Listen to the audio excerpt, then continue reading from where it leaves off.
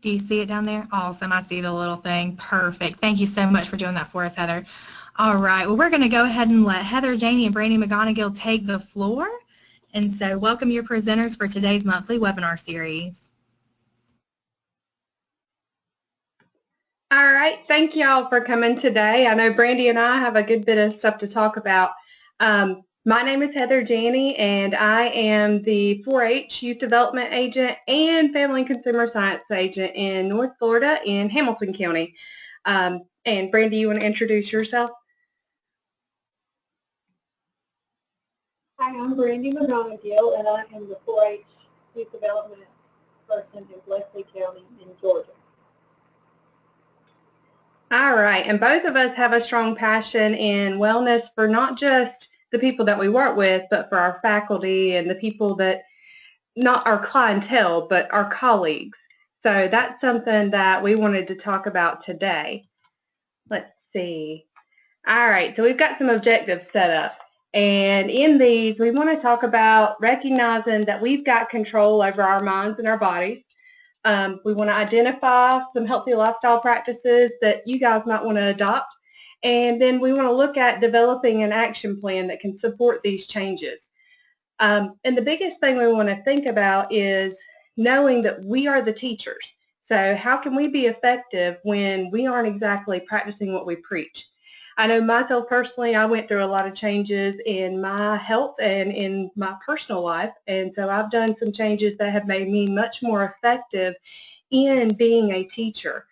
And it's just changed the entirety of my world. Used to, I was only 4-H, and I wouldn't touch my family consumer science appointment at all. But since those changes, I've been able to actually become more effective and have a lot more respect from those in the community. All right, so first we want to talk about mindset and its impact. So within the power of thought, hang on, sorry guys, just one second. All right, so we all have the power of thought, and as we think and imagine things, we definitely change the way that our brain can function. We turn our genes on and off. So the brain truly controls the signals that go throughout our body, but we choose the things that we do with that. We choose how our brain is structured and how it functions. So we control all those signals, like I was saying.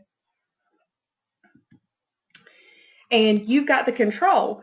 So once those things happen around you, you can control the factors as far as you turn those genetic traits on and off. You decide your nutrition. You decide your physical activity level. You decide if you have poor sleep and hygiene. You have the coping skills. You make those decisions. And stress is one of the biggest things that we have control over and that control how we function overall. So stress is something that we all have, especially in 4-H and youth development. That's one of the first things that you ask someone, how are you doing today? And they say, I'm stressed out, right? So stress is our way of responding to challenging situations, actually. And stress is actually all about how we perceive something. So do you see a situation as good or bad? Do you see it as stressful or not? And the thing about stress is whenever we say stress, we mean that in a negative way. And stress is not exactly always negative. It's all about your perception, and there's two different ways that you can perceive that stress. You can have distress, which is bad stress, and that actually causes anxiety, concern. It can be long-term or short-term. It feels unpleasant, and it decreases your ability to actually perform. So it's something that we usually, when we say stress, we mean distress. But there's also eustress, and so that's our good stress. It motivates us, it focuses our energy, it feels exciting. It can improve our performance. It's usually short-term, and it's stress that is within our coping abilities. It's within the things that we know that we can achieve. So whenever it comes down to distress, you see the VW bus that's here on the screen, we can look at our distress as the VW bus because it's really truly breaking down our systems. It's causing us to have very negative health consequences. All right. So like I said, it's all in how you view it. And with stress, it's really your perception. So it can be enhancing or debilitating. It can be distress or eustress. And your mindset, it matters. Stress can be enhancing. It can help, and it can be good for us. It's all in how much of it there is and how we actually take that. You can have negative mind talk, and that would push you towards distress, which would be you telling yourself, I shouldn't have to do this. It's too hard. I hate my job, or any of those things are going to push you into thinking it's distress. And then you've got the positive ways to look at it is if you truly believe in something and it's a goal that you're wanting to pursue that brings you closer to your colleagues. It may be something you enjoy. There's a positive way to look at that. And that eustress or any stress that is something that we take in a good way, then it can be related to growth. So it can enhance your mental abilities. It can just truly help you with your mastery.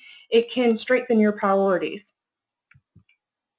And you've got the little picture here to the side, and it depends on how you look at it. Just to most people, as it says, that's just dirt. But to a farmer, it's potential. And that's something we can all relate to whenever we go back to our offices is it really is in how you look at it. All right, so how do you go the enhancement route? That's one of the biggest things we want to make sure we're doing. Whenever you have stress, you have the same surge of adrenaline, cortisol, the norepinephrine each time you encounter a stressor. So whether it be an injury, verbal attack, exercise, or anxiety, they all require different responses, but our body sends the same things towards them initially. So we control those post effects. So we can focus on those things that we have control over. Our thoughts, our mindset, our health behaviors, our personal, professional development, children work, all of those things we have control over, and we can determine the stress that we take from those and how we interpret those situations to make them into positive situations. So some things to think about is maybe ask yourself, what's the purpose of this thing that's being handed to me? What are the personal benefits I'll get from it? Where can I find enjoyment in it? Where is the external benefit? So the benefits to others. When you're faced with something that's difficult, you've got to find a different way to look at it. So asking yourself some of those questions can really help you change the way you're interpreting those situations. And you have the power of choice. So you are where you are today because of the choices you made yesterday. You will be where you are tomorrow based on your choices today. So it's all about your choice and what you decide with those. All right, Brandy, you want to take it over? Okay, so my section of the presentation is going to focus on some things that you can actually do. And I'm kind of under the same impression as Heather. We go around and we talk to kids and we talk to adults about how you should eat and how you should exercise, but we all don't always do that. And so here are kind of some steps that you can take. We all know that exercising improves your physical condition. We all know that it lowers heart disease and stroke. It makes your cholesterol levels, the good ones, better. It can lower high blood pressure. It helps with people who have diabetes. It helps with obesity, back pain, osteoporosis, all those things that help, that exercise helps can be done. And it's no matter if you're exercising a little bit a day or a lot a day, anything can really help. Is that better? Can you hear me better now? Someone just chatted. They couldn't.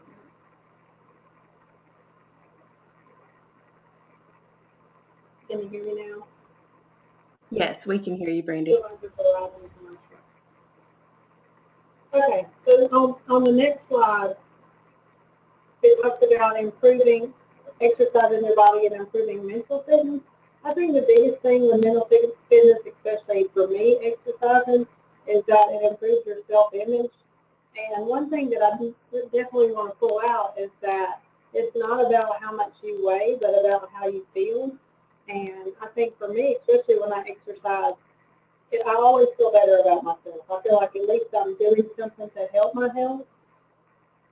And I know y'all are having a hard time. I see that. Can you hear me now? Is that better? That is a lot better, Brandy. That's better? Okay. I have a new microphone, so I'm not really sure about it yet. Okay, so mental fitness, again, improving your self-image and just feeling better about yourself. And then the next thing, increase productivity. The word presenteeism is a new word, and that is basically, the noun is the practice of coming to work despite illness, injury, anxiety, resulting in reduced productivity. And like we said just a few minutes ago, improving your physical health makes you feel better and it decreases the amount of time that you're sick. So being able to just feel better about yourself and do more work. Also, that another definition when I looked it up, it said that coming to work and not necessarily being productive, and so you feel like you're at work more because you can't get enough done while you're there. And I know in extension sometimes if you can't stay focused, then you are going to be at work longer because we have so much to do. Reducing stress, sleeping better at night, and boosting your energy. Even for my family, my husband, my kids, sometimes one of them will say, Mama, you just need to go exercise because you're ill. And it really, really does affect my attitude and my mood if I'm not exercising. So I think that's a very important part. And I used to exercise 6 or 7 days a week. And that got to where it was stressing me out when I didn't exercise. So I had to find what worked for me, which was exercising 3 or 4 days a week. And that might be 30 minutes a day or 3 10-minute sessions. So whatever works best for you. And then we know medically, again, it releases endorphins. Most of you probably heard of like a runner's high from where they run and they get to a point where they get such an endorphin release. And so exercising really, really helps you feel like you're just in a better state of mind. Go to the next one, Heather. So this, I think, is our motto for extension. All of us are too busy to exercise, and I think this is a cute cartoon that says, what fits into your schedule better, exercising 1 hour a day or being dead 24 hours a day? And I mean, that is so true. The American Heart Association recommends that we get at least 150 minutes of exercise a week, and that breaks down to about 30 minutes, 5 days a week, where again, like I said a while ago, you can do short 10-minute workouts, and it's the same thing. And always putting in 2 sessions of some type of muscle strengthening helps, because if you can build more muscle, then you burn more calories. So if you can have, especially your quads and the larger muscles, the more muscle you have, the more calorie you burn at rest. So it's really important to do muscle strengthening. The excuse about people being busier than others, I don't think any of us in Extension are busier than anybody else. We're all working a lot of hours and a lot of weekends and a lot of nights. So it's just important for you to not make the excuse of being too busy. And then I laugh when we talk in the office about exercising and not having time. And sometimes you get on Facebook to put something on your 4-H Facebook page and you end up looking at something and looking at something else and 10 minutes has gone by. And that could have been 10 minutes if you were exercising. So you really just have to prioritize your time and like Heather said, the mindset of getting your exercise in every day. And I actually have a stationary bike in my office. And I use the excuse that when we have a 4-H'er come in and they have a lot of energy, I'll go make them get on the bike. But sometimes when I'm really frustrated, I might go get on the bike for 5 minutes. So having something that's available to you quickly is really helpful. So this is what we term the non-smoke break. So instead of going outside and smoking, or if you don't smoke, which is great, taking a non-smoke break. And you can go online and find all of this stuff. It's like an office workout, and you can get them done in 5 minutes.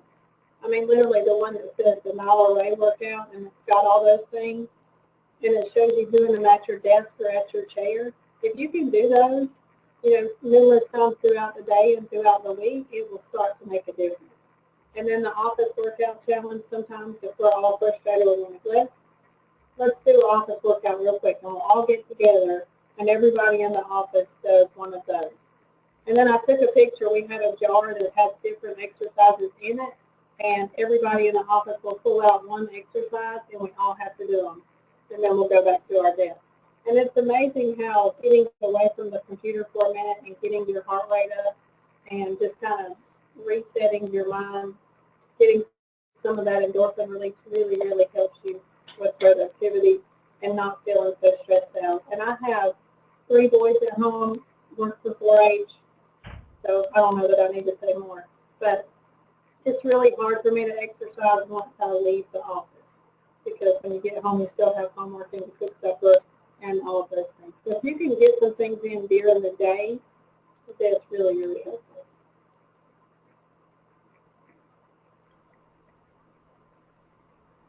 Go to the next one. And Brandy, Heidi was asking, can we share these once we are done for the jar? Yes, we can do that. I have them already on a, I can actually send you the file, and then you can just cut them out and put them in the jar. So, Victoria, I'm thinking that maybe I can get everybody's email, or we can send it out to everybody. I see it right there.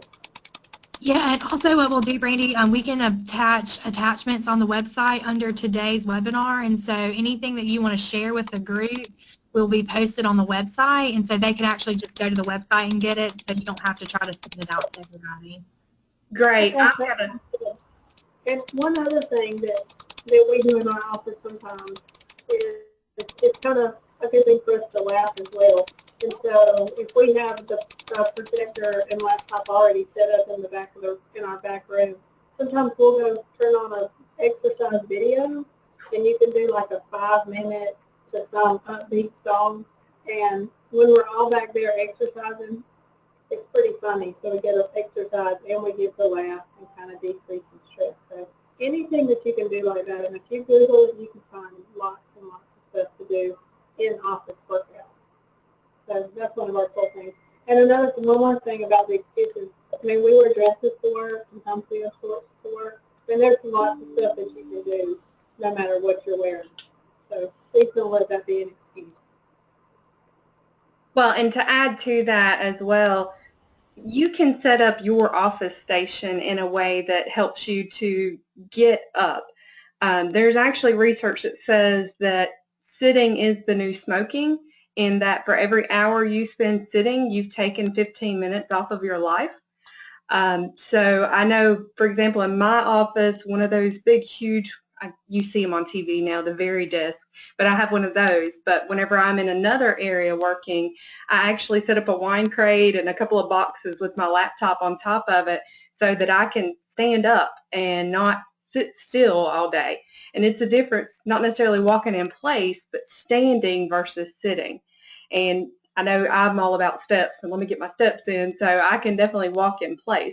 It's not burning the same calories as actually going for a walk, but you're not standing still either. So it can be a lot of difference, and it's easy things that you can do. The next part is mindfulness, and it's something that I'm no expert in. I'm not the prom, I've been through training or any of that stuff. I am in classes right now along with, I think there's about 7 or 8 of us that are all going through something for mindfulness. And so right now we're going to move on to the mindfulness things. And mindfulness is actually, it means paying attention in a particular way on purpose in the present moment and non-judgmentally. And you can read through these quotes and it kind of gives you an idea. Like it's about being present in each moment and can best be described as remembering to pay attention to our present moment experience. So you can read those quotes and all, but really, what is mindfulness? So it is a mind-body practice. It benefits your psychological and physical health. It is a way of being. It's not an activity that's actually performed. So it's not that you're going to, okay, I'm going to go and do 15 jumping jacks and that's me being mindful. Not necessarily. It's more about the proactiveness of making intentional decisions.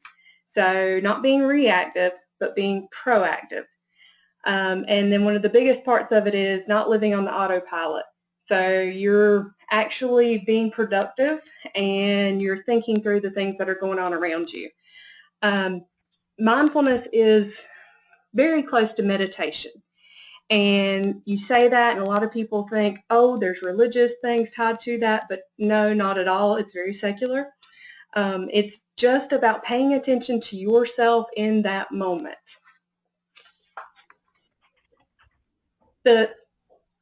One of the things that we talk about mindfulness is don't believe everything you think, because obviously the value of thought is important.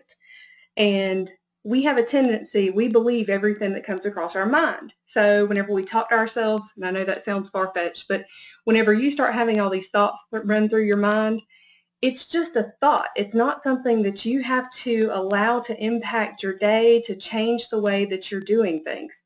So you decide within yourself how deeply you should or should not trust that thought.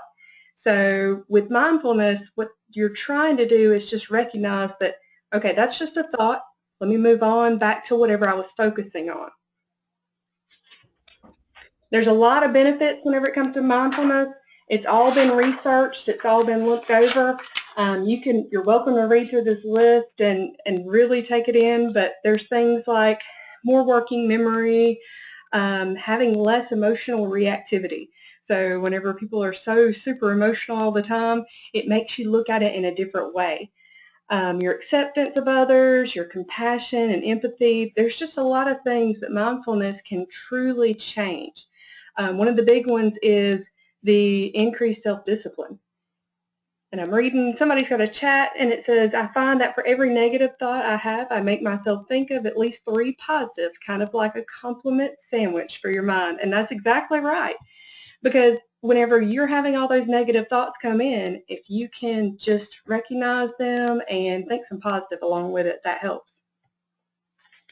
Mindfulness actually has changes in the brain, literal change in the structure, in the shape of your brain. And so they've done a lot of research. They compare all of these meditators and the different areas of their brain, and some of them have been found in the prefrontal cortex, which whenever you touch your forehead, that's that part of the brain. And that's what's used to perform things like planning, organizing, strategizing, paying attention. And all of those things are influenced by mindfulness. So you've got changes.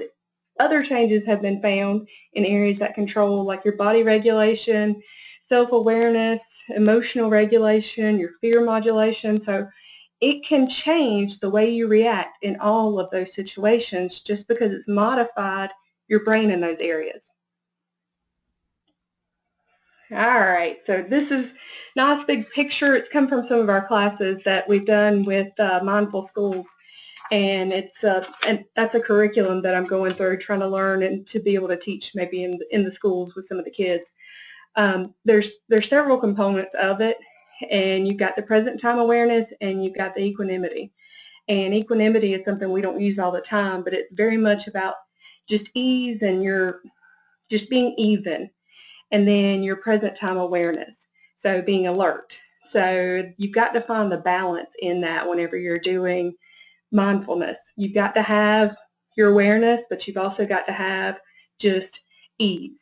So those two things, once you find that balance, then you're having a complete mindfulness experience.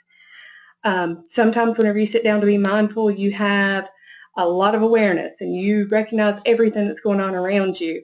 And then other times you have just your mind is very much at ease and you don't notice anything around you. And that's not what you want. You want a true balance of the two of them. So within mindfulness, you've got a purpose, a presence, and acceptance.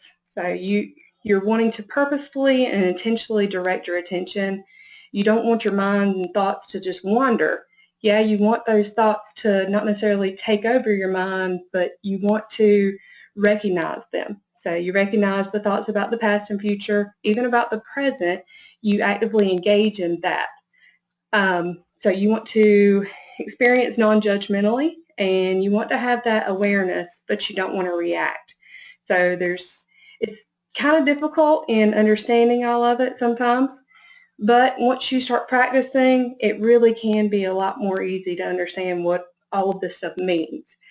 But whenever you're practicing, you have direct involvement of one of your 5 senses. And then you have an anchor of your attention.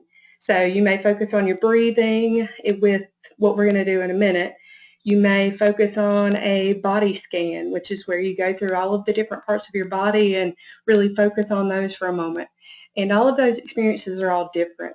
I know they have mindful walking, mindful eating. There's just mindful a lot of things. So every time you're distracted, you want to make sure you return back to that anchor that you're focusing on with that particular session.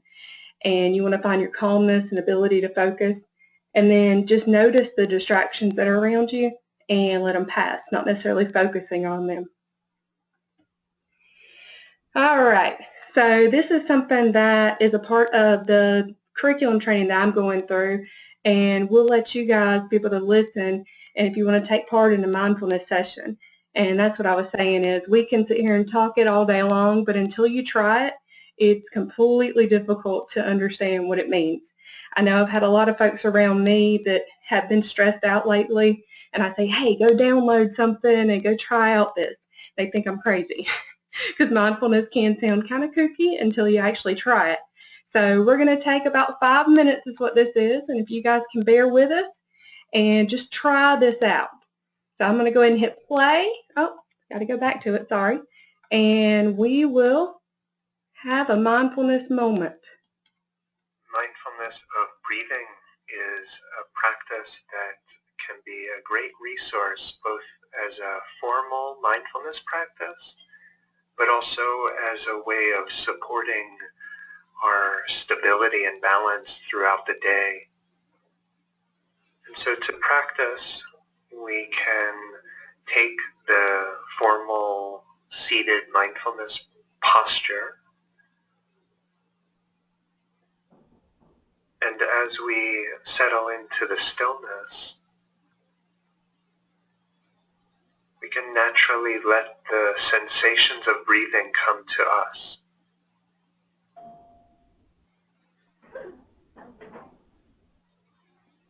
And you might sense the breath most clearly at the mouth or nose, with the rise and fall of the abdomen. Or you might actually sense the breath most clearly broadly across the body, as if the whole body is breathing. So wherever you sense the breath most clearly, pick that location and rest the attention there.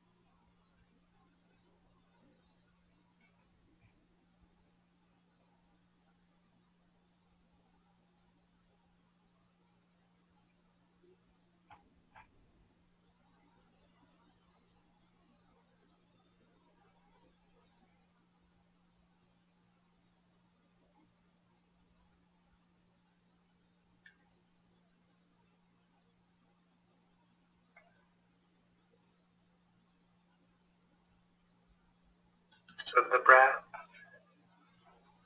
but they're simple. Oop. Okay, guys, I'm not sure what happened with that, but it was going in and out and not exactly following through. I know a lot of folks were struggling paying attention with it, and it's something you've really got to be in the mood for. There's a lot of freebies for it, so sorry to cut you off in the middle of it, but there's definitely an option to go back and do some. I did notice how we had some just wanting to move on and do some different things too. So there's a lot of recommended apps. I've been through some personally, and there's some websites I've done some research on, and might be something that you can pull from and even use in your programming if you wanted to. There's some comments that have been made in our chat box, and I was looking back over those. There's a link over to the side for some 102 pages of office workouts. So those definitely to share. And then Genevieve has shared that mindfulness has helped her clear her thoughts. And that's something that I've found here lately, especially because I know Brandy and I are both in the same situation, but going up for promotion with our universities and having to sit there and just zonk out your brain and really think through things is difficult sometimes. So if you have a moment to just relax and be mindful, then it's able to clear out your brain and you don't feel nearly as stressed as you did before. So there are some true applications for it. I talked with an agent that I suggested, and he actually played it for he and his wife, and the response was that it might have put her to sleep, but it gave them some time to bond and to really think through things together, because mindfulness can build relationships. So it can build relationships with your spouse, with your children, with your coworkers even. It's a way to bond and to have that moment that just clears out and really relaxes all of the stress in your life. Let's see if we can go to the next slide. All right, so to recap on some stuff, we recognize that we have control over our mindset, our stress levels, our reactions. And that was the one thing I was talking about with the distress and the eustress. And then we've identified some activities that we can add into our day as far as exercises and some mindfulness practices. But what we still need to do is develop. So what's your action plan? Does anybody have something that they would like to share that they think they might can add into their day now?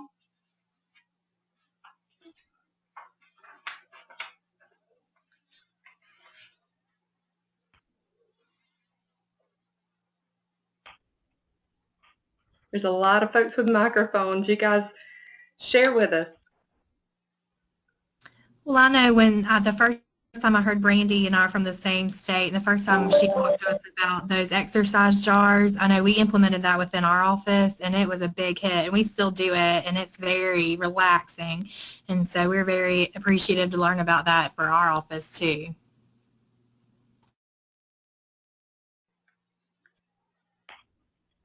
Thanks, Victoria. And I would definitely just encourage everybody, don't, as far as the words diet and weight loss and words like that, like just think about exercises, reducing stress, making yourself healthier, making yourself mentally healthy. I think that's probably the biggest thing that it is for me, because I feel better about myself and it helps me kind of decompress. It's funny, when I have a room in my house that has some exercise equipment, I love for my kids to come in there with me, but they know when I get home, they're not allowed to ask me a question in that room. Not what's for dinner, where are we going, like none of those questions. Just to have some time to decompress. And doing it at work really, really, really helps. Sometimes I'll even do a few things before 3 o'clock, before the doors are open. And kids are on the phone and all day. So if you start doing it, and everybody says it takes 30 days to make something a habit, once you start doing it, your body will start wanting it and you'll start enjoying it. Because I don't like to exercise. Like, I really don't like to exercise. But my body just needs it in order to function. This is Cheryl in Oklahoma, and we have a trained yoga for kids instructor in our office, and so every so often we are doing yoga in the office using the Yoga for Kids information. And that really helps to refocus me, especially in the afternoon, and be able to help me get over that sinking spell at 3 o'clock and be able to be productive the rest of the day.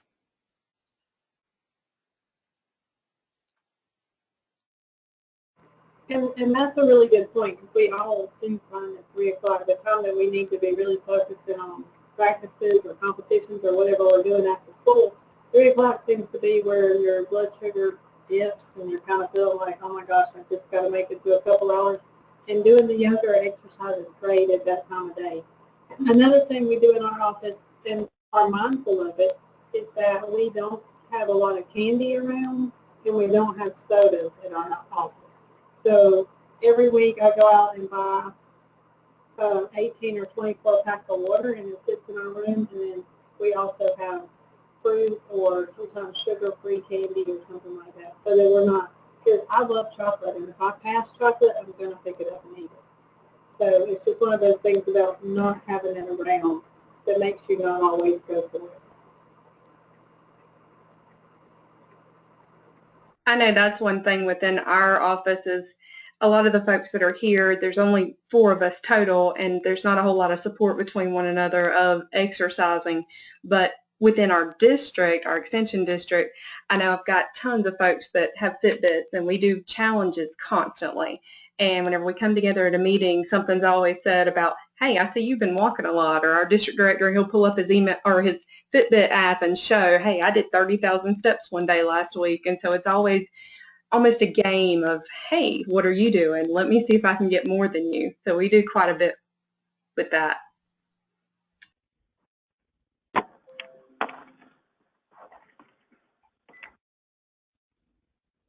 I think the question about how do you get people motivated from the walk and talk meetings, I think doing the exercises in your office or those, and whoever said that they did that can answer this too, but I think you just do it with the people who want to do it, and then people will start coming with you, because we can't force anybody to do anything. But if we're exercising and laughing and someone else in our office walks in, they're like, what are y'all laughing about, or what are you doing? And we're like, just try and do it with us. And sometimes when they see everybody else doing it, they might do it also. Yeah, and another thing is changing that culture within your office, because if the culture is to have seated meetings, then maybe start slow with, let's do some standing. And once you have the leader in the office, the county coordinator, county director, whatever you want to call them, if you can get them to stand up and them to show that input, then you get support from the top down. And that's one of the biggest things, is having that overall support of a leader that is going to make it okay for the folks up under that leader to be able to go and take a walk for a meeting. So like I say, start slow and maybe just do standing meetings before you do the walk and talk meetings.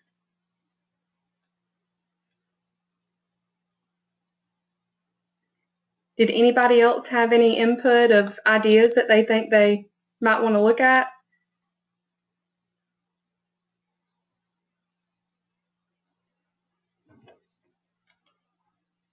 All right. So any questions other than, I know we kind of talked about some already. There's tons of things. I've got a sheet that we can put together, or that we can share on apps that you can use for your exercise, your fitness, because as Brandy was talking, exercise is a very important thing. Our food is very important. And we can sit there and teach the teachers all day long. You guys know this stuff, but it's a matter of applying it to yourself. Yes, and we'll definitely share the PowerPoint as well. And if you guys need somebody to do a presentation, reach out to us. We're both jumping at that too. And Dawn, whenever you mean review them, do you mean like copy to use, or what do you mean on that?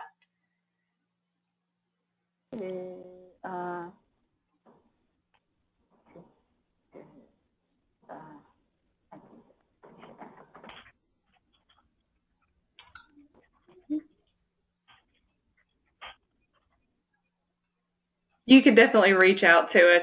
Joanne, I know you were great. We'll do that, Dawn. Joanne, you were wanting to be a presenter. Is there something that you wanted to share with us? No, I hit a stray button and I didn't mean to do that. Thank you. Okay. While everybody's on, I want to make sure you're aware we do have a Healthy Living Task Force pre-conference, and it's going to be that Sunday before conference starts. It'll be exploring the 4th H and grab-and-go healthy living programs. So that'll be available on that Sunday, where we've got all these folks that are going to be presenting and sharing their programs. There's several programs from all over the U.S. that we have all tried, or not all tried, but that have been tried. There's just different states that are going to be presenting in that afternoon. So we definitely appreciate you guys for being a part of it, and glad you enjoyed it.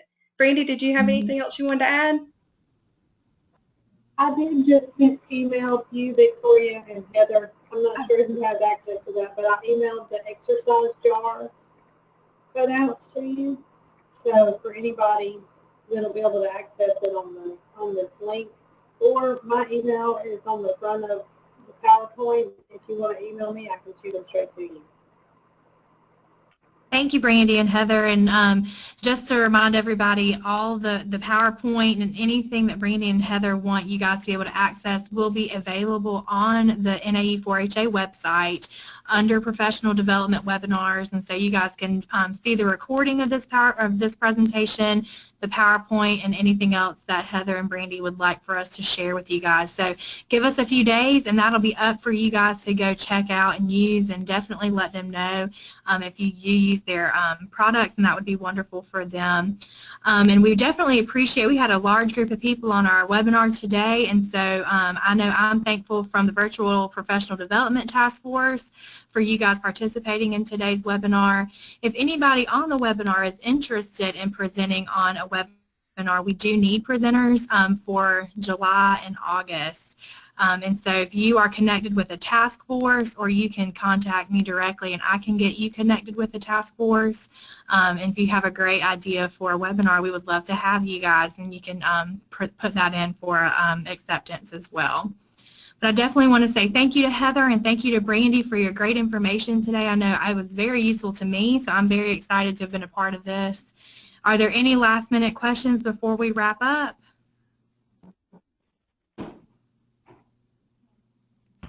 Okay. Well, thank you guys so much for joining us today. And Heather, if you'll stay on with me so we can figure out the recording.